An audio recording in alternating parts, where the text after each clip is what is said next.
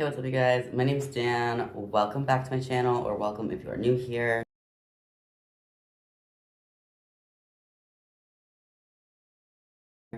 I make videos weekly mostly about plants, houseplants, plants in general, moving tips, a whole bunch of things, but it's mostly plants. Today, I'm going to be telling you why you're killing your water propagations and how to stop doing that. Now, this is a problem that I had for such a long time.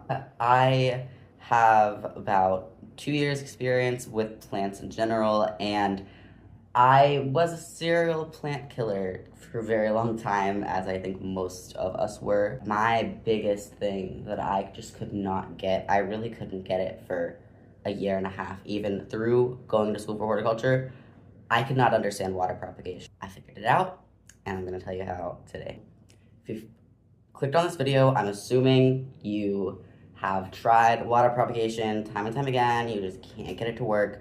You get all these cuttings that you're like, it's gonna work this time. I'm gonna put it in my dark water bottle this time, and I'm gonna put the water in it, and I'm gonna change the water every week, and it's gonna work, and it's gonna root, and everything's gonna be good. And then you do that, and it dies. Here's the thing. The number one reason that your water propagated plants are dying is because you're changing the water. You hardly ever want to change the water on a water propagation. Now, what this does when you change the water, obviously it gets rid of the bad bacteria, but it also gets rid of the good bacteria. And not only that, it gets rid of all of the hormones and everything that the plant has released into that water while it's been in it. So if you don't know, there is a hormone called auxin. This hormone is responsible for plants rooting. When a plant produces auxin, it produces roots.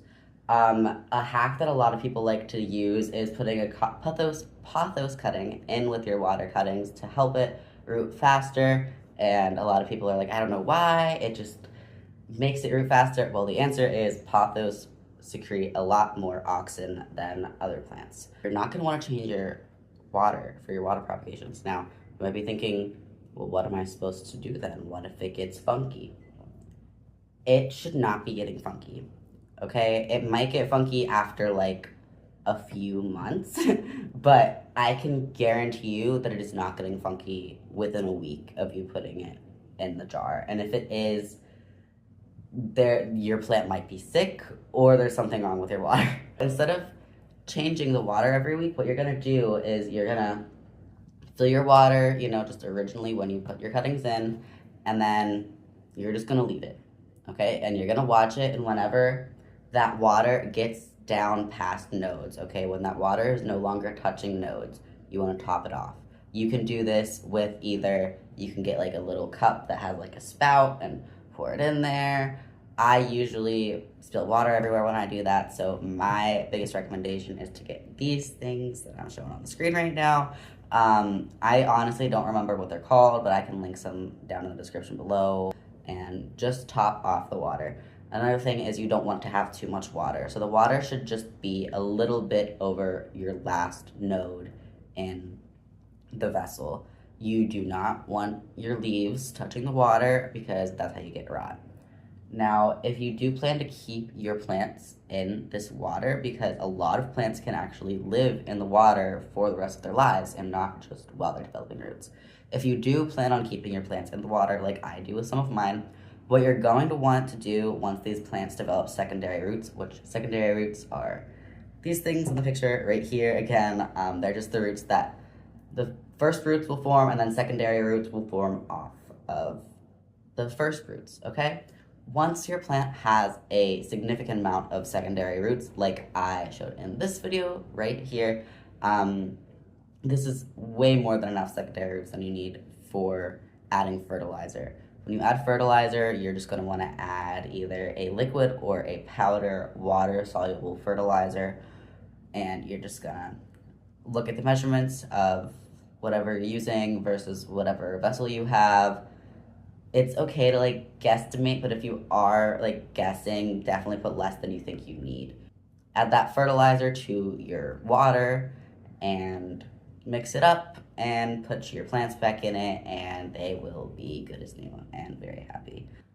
Another thing that people have brought up before is the color of your propagation vessel. Does this matter? It kind of does, it kind of doesn't. So your plants will most likely still root in a clear vessel. A lot of people say that you should have a darker vessel since roots are used to growing underground in the soil where they don't get any sunlight, and when you have a clear or a light colored bottle or vessel for your propagation, it is getting sunlight to the roots. This is kind of true, but you do still want it to get a little bit of sunlight because it is still photosynthesizing from those, from the stem that's in the water. So I would recommend using either an orange or a yellow glass vessel if you have the opportunity to do that. I've just noticed a little bit of faster and better overall growth in these colors. It's not so much to the point that like I will only use those colors. I'll really use anything I use. I'm looking at a bunch over there. Most of them are clear. I have some that are brown. I have some that are orange, blue. I actually have a whole rainbow set. Like I have a red one, I have a yellow one, I have an orange one. You get it. So the color really doesn't matter as long as, like I said, the main thing is really just topping off the water and not changing it. If your water does for some reason start to look really gross and just discolored and just smells bad, then you should change it.